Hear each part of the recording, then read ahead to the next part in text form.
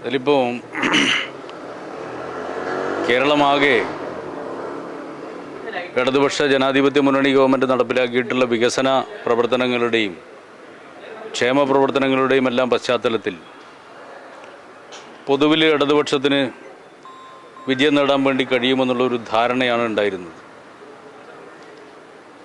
ഏതെങ്കിലും വിധത്തിൽ പരാജയപ്പെടേണ്ട കാരണം നേരത്തെ കണ്ടിരുന്നില്ല. പക്ഷേ ജനവിധി മറിച്ചാണ് വന്നിട്ടുള്ളത്.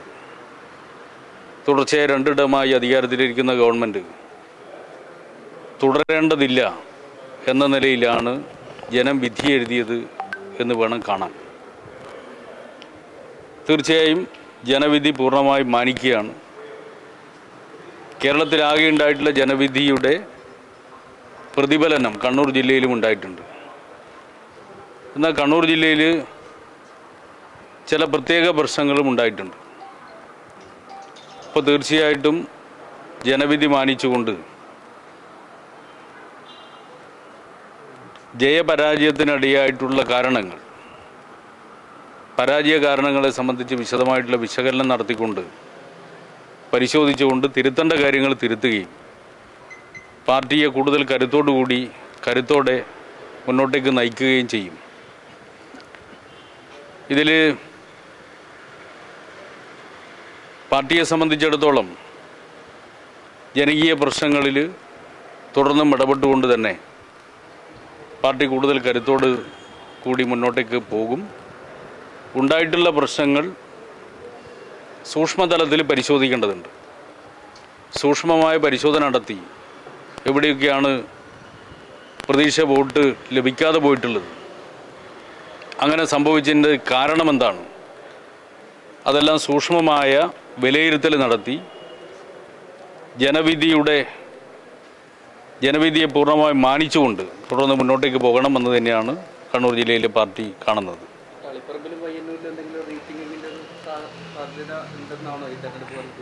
അല്ല, റീതിങ്കിങ്ങിൻ്റെ ഒരു പ്രശ്നമല്ലല്ലോ. ഇപ്പം ജനവിധി വന്നു കഴിഞ്ഞല്ലോ.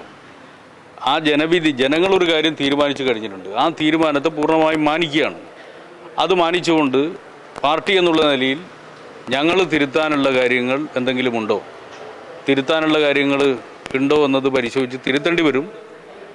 അതുപോലെ തന്നെ ഏതെങ്കിലും വിധത്തിൽ ജനങ്ങൾ തെറ്റിദ്ധാരണയ്ക്ക് വിധേയപ്പെട്ടു പോയിട്ടുണ്ടോ, അല്ലെങ്കിൽ ജനങ്ങളെ തെറ്റിദ്ധരിപ്പിക്കാൻ വേണ്ടി കഴിഞ്ഞിട്ടുണ്ടോ, അങ്ങനെയുള്ള കാര്യങ്ങൾ പരിശോധിച്ചുകൊണ്ട് ജനങ്ങളെ സമീപിച്ചുകൊണ്ട് തെറ്റിദ്ധാരണ ഉണ്ടാവേണ്ട കാര്യങ്ങളാണെങ്കിൽ അത് ജനങ്ങളെ ബോധ്യപ്പെടുത്താൻ വേണ്ടി പരിശ്രമിക്കും. അതാണല്ലോ സ്വാഭാവികമായിട്ട് ചെയ്യുക. ആ കാര്യങ്ങൾ ചെയ്യുക എന്നുള്ളത് തന്നെയാണ് ഉദ്ദേശിക്കുന്നത്.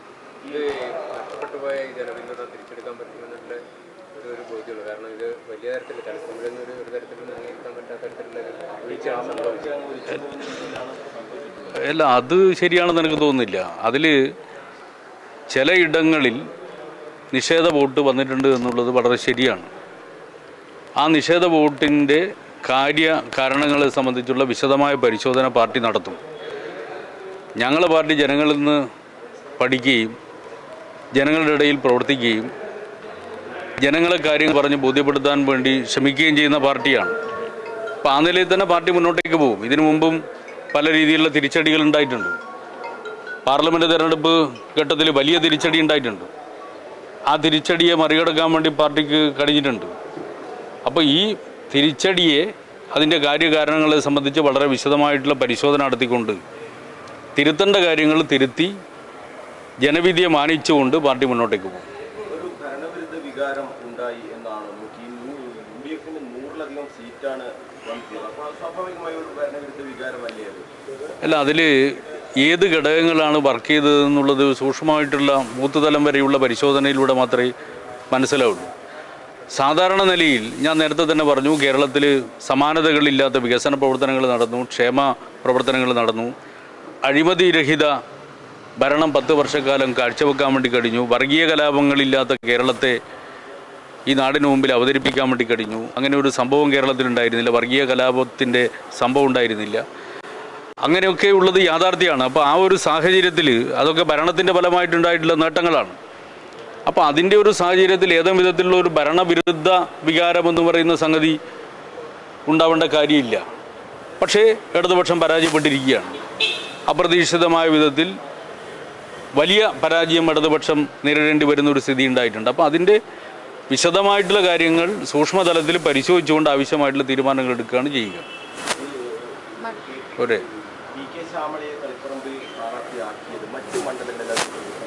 അല്ല, അതൊക്കെ പിന്നീട് പരിശോധിച്ചാലേ മനസ്സിലാവുള്ളൂ എന്താണെന്നുള്ളത്. ഇപ്പോൾ സ്ഥാനാർത്ഥി ആയതുകൊണ്ടാണോ അല്ല മറ്റേതെങ്കിലും ഘടകം കൊണ്ടാണോ എന്നുള്ളതൊക്കെ സൂക്ഷ്മതലത്തിൽ പരിശോധിച്ചാലേ മനസ്സിലാവും. ഇപ്പോൾ ഒരു ജഡ്ജ്മെൻറ്റ് ഇമ്മച്ചുവറാണെന്നാണ് എനിക്ക് തോന്നുന്നത്. അത് പിന്നീട് നമുക്ക് സൂക്ഷ്മമായിട്ടുള്ള പരിശോധനയിൽ മനസ്സിലാക്കാൻ വേണ്ടി കഴിയും. അതിൽ ഞങ്ങൾ നേരത്തെ തന്നെ കണ്ടതാണ്, SIRൻ്റെ പശ്ചാത്തലത്തിൽ കണ്ണൂർ ജില്ലയിൽ കേരളത്തിലെ മറ്റ് ജില്ലകളിൽ നിന്ന് വ്യത്യസ്തമായി വളരെ കൂടുതൽ വോട്ട് കൂട്ടിച്ചേർക്കപ്പെട്ടിട്ടുള്ള ഒരു ജില്ലയാണ് കണ്ണൂർ ജില്ല. അതിൽ ഏറ്റവും കൂടുതൽ വോട്ട് കൂട്ടിച്ചേർക്കപ്പെട്ടിട്ടുള്ള ഒരു പ്രദേശമാണ് തളിപ്പറമ്പ്. അപ്പോൾ അങ്ങനെയുള്ള ചില പ്രശ്നങ്ങളുണ്ട്. പക്ഷേ അതുമാത്രമല്ല, വ്യത്യസ്ത ഘടകങ്ങളുണ്ട്. അതെല്ലാം സൂക്ഷ്മമായി പരിശോധിച്ചതിന് ശേഷം മാത്രമേ അത് സംബന്ധിച്ചൊരു നിലപാട് പറയാൻ വേണ്ടി കഴിയുള്ളൂ. ഈ മട്ടന്നൂർ മണ്ഡലത്തിൽ കഴിഞ്ഞ തവണ 60,000-ന് ഏറെയായിരുന്നു ഭൂരിപക്ഷം ഉണ്ടായിരുന്നത്. അവിടെ വലിയ രീതിയിലുള്ള കുറവാണ് ഉണ്ടായിരുന്നത്. പാർട്ടി വോട്ടുകൾ നഷ്ടമായില്ല എന്ന് പറയാൻ സാധിക്കില്ല. അല്ല, അതിൽ ഭൂരിപക്ഷത്തെ മാത്രമല്ല നമ്മൾ നോക്കേണ്ടത്. അതായത് ഇപ്പോൾ എതിരാളി ആരാണ് എന്നുള്ളത് വളരെ പ്രധാനമാണ്. ഇപ്പോൾ കഴിഞ്ഞ തെരഞ്ഞെടുപ്പിൽ തളിപ്പറമ്പ് മണ്ഡലത്തിൽ എതിരാളി നോമിനേഷൻ കൊടുത്തതിന് ശേഷം പിന്നെ അദ്ദേഹം ഇങ്ങോട്ടേക്ക് വന്നിട്ടില്ല. അതുകൊണ്ട് സ്വാഭാവികമായിട്ടും UDFൻ്റെ വോട്ട് പൂർണ്ണമായിട്ട് പോൾ ചെയ്യില്ല. അങ്ങനെ വരുന്ന സമയത്ത് എതിരാളി ദുർബലമായി നിൽക്കുന്ന സമയത്ത് സ്വാഭാവികമായിട്ടും ഭൂരിപക്ഷം വലിയ നിലയിൽ കൂടുതൽ ഉണ്ടാവും എന്നുള്ള കാര്യത്തിൽ സംശയമില്ല. സമാനമായ സാഹചര്യമായിരുന്നല്ലോ കഴിഞ്ഞ തവണ മട്ടന്നൂർ മണ്ഡലത്തിൽ ഉണ്ടായിരുന്നത്. എതിരാളി ദുർബലമായതുകൊണ്ട് തന്നെ എതിരാളിക്ക് ഇപ്പോൾ ആദ്യമായിട്ടാണ് എനിക്ക് തോന്നുന്നത്, ഈ അടുത്ത കാലത്ത് ആദ്യമായിട്ടാണ് കോൺഗ്രസിൻ്റെ കൈപ്പത്തി ചിഹ്നത്തിലൊരു സ്ഥാനാർത്ഥി മട്ടന്നൂർ മണ്ഡലത്തിൽ മത്സരിക്കുന്നത്. അപ്പോൾ സ്വാഭാവികമായിട്ടും UDFൻ്റെ വോട്ട് കൂടുതൽ പോൾ ചെയ്യപ്പെട്ടിട്ടുണ്ടാവും. അങ്ങനെ പോൾ ചെയ്യപ്പെടുന്ന സമയത്ത് സ്വാഭാവികമായിട്ടും ഭൂരിപക്ഷത്തിൽ വ്യത്യാസമുണ്ടാവും. ഭൂരിപക്ഷത്തിലുള്ള വ്യത്യാസമല്ല നമ്മൾ നോക്കേണ്ടത്. കഴിഞ്ഞ തവണ കിട്ടിയ വോട്ട് കുറഞ്ഞു. ആ കഴിഞ്ഞ തവണ കിട്ടിയ വോട്ട് എന്തുകൊണ്ടാണ് കുറഞ്ഞത് എന്നുള്ളതാണ്. ഭൂരിപക്ഷം എന്ന് പറയുന്നത് എതിരാളിയുടെ വോട്ട് എത്രമാത്രം പോൾ ചെയ്യപ്പെട്ടു എന്നതിനെ അടിസ്ഥാനപ്പെടുത്തിക്കൊണ്ടാണ് ഭൂരിപക്ഷം നിർണ്ണയിക്കപ്പെടുന്നത്. പക്ഷേ ഇടതുപക്ഷത്തിന് കിട്ടിയ വോട്ട് എത്രയാണ്, UDFന് കിട്ടിയ വോട്ട് എത്രയാണ്, അതിനെ ബന്ധപ്പെടുത്തിക്കൊണ്ടാണ്. ധർമ്മടത്തും സമാന അവസ്ഥ തന്നെയാണ്. കാരണം 6 റൗണ്ടുകൾക്ക് ശേഷമാണ് പിണറായി വിജയന് ലീഡ്. അല്ല, എത്ര റൗണ്ടുകൾക്ക് ശേഷം എന്നുള്ളതല്ല ഇതിൽ നമ്മൾ കാണേണ്ട ഒരു കാര്യം. കഴിഞ്ഞ പാർലമെൻറ്റ് തിരഞ്ഞെടുപ്പിൻ്റെ ഘട്ടത്തിൽ ഇടതുപക്ഷം പൊതുവിൽ വലിയ നിലയിൽ പുറകോട്ടേക്ക് പോകുന്ന ഒരു സ്ഥിതി ഉണ്ടായി.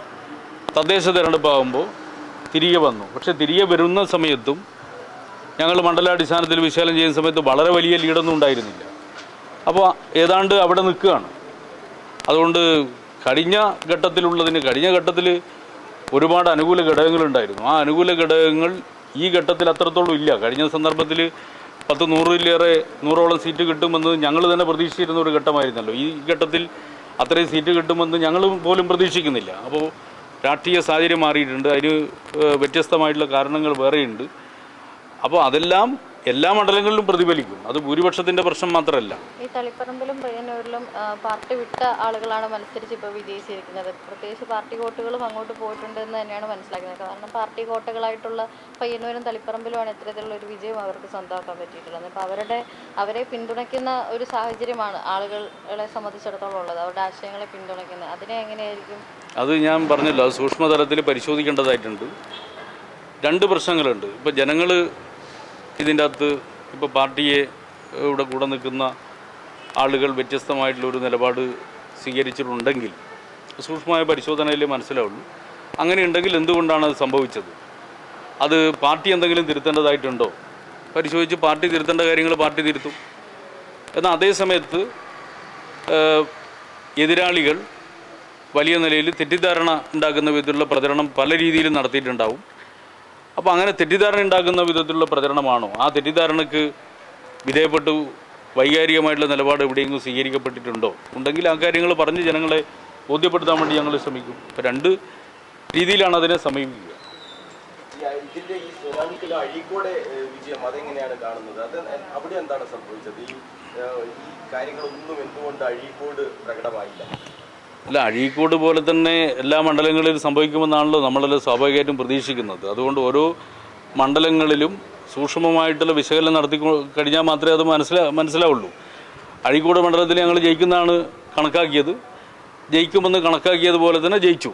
എന്നാൽ മറ്റു മണ്ഡലങ്ങളിൽ ഞങ്ങൾ ജയിക്കുമെന്ന് കണക്കാക്കിയ മറ്റ് ചില മണ്ഡലങ്ങൾ ജയിച്ചില്ല. അപ്പോൾ അത് അല്ല, അതെല്ലാം പിന്നെ ഞങ്ങൾ കണ്ണൂരിൽ ജയിക്കുന്നത് വേറെ ഒരുപാട് ഘടകങ്ങൾ ഒത്തുവരുമ്പോഴാണല്ലോ. അപ്പോൾ ഏതൊക്കെ ഘടകങ്ങൾ അനുകൂലമായി വന്നു, ഏതൊക്കെ അനുകൂലമായി വന്നില്ല എന്ന് നോക്കിയാൽ മാത്രമേ മനസ്സിലാവുള്ളൂ. ഇപ്പോൾ കണ്ണൂർ മണ്ഡലം എന്ന് പറയുന്നത് രാഷ്ട്രീയമായി ഇടതുപക്ഷത്തിന് ജയിക്കാൻ വേണ്ടി കഴിയുന്ന മണ്ഡലമല്ല കണ്ണൂർ അസംബ്ലി മണ്ഡലം.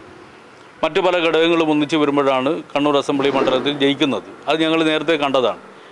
അഴീക്കോട് മണ്ഡലവും ഇടതുപക്ഷത്തിൻ്റെ വോട്ട് മാത്രം ലഭിച്ചാൽ ജയിക്കാൻ വേണ്ടി കഴിയുന്ന മണ്ഡലമല്ല. എന്നാൽ മറ്റു ചില ഘടകങ്ങൾ കൂടി ചേർന്ന് അഴീക്കോട് മണ്ഡലം ജയിക്കാൻ കഴിയുമെന്നായിരുന്നു ഞങ്ങളുടെ വിലയിരുത്തൽ. ആ വിലയിരുത്തൽ പൂർണ്ണമായി ശരിയായിട്ടുണ്ട്. എന്നാൽ എല്ലാ മണ്ഡലങ്ങളെ സംബന്ധിച്ചും അങ്ങനെ പൂർണ്ണമായി ശരിയായിട്ടില്ല. ശരിയാവാത്തത് സംബന്ധിച്ച് പ്രത്യേകമായിട്ടുള്ള പരിശോധന ഞങ്ങൾ നടത്തും.